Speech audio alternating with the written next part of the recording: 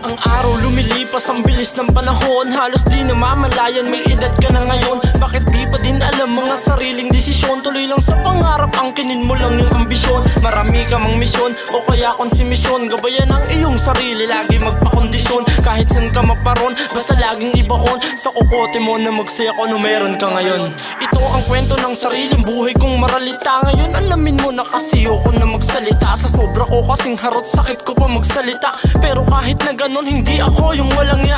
Natutong makisama, sanay din humalubilo. Na mali ng sinamahan, mga tropang sira ulo. Sobrang pakisama, naranasan kong maoblo. Mapait aking sinapit, kaya dun ako natuto.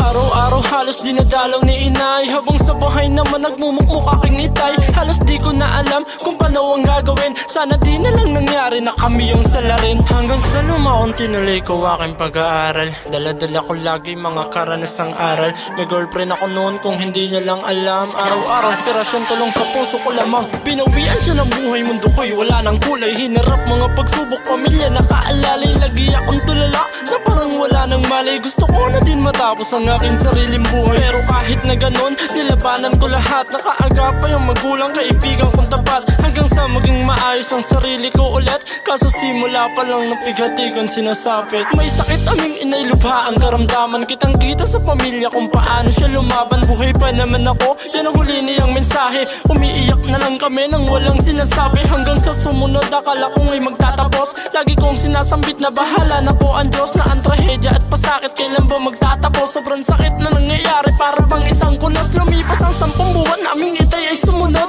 Na-depress sa pangyayari, sa alak lagi lunod. Grabe mga nangyayari, bakit ba sunod-sunod? Girlfriend, nanay at itay, sana wala pa munang kasunod. Mahalin niyo lang lahat ng nasa paligid niyo habang nabubuhay pa sila. Dahil di natin masasabi ang pahinga natin kung hanggang kailan na lang.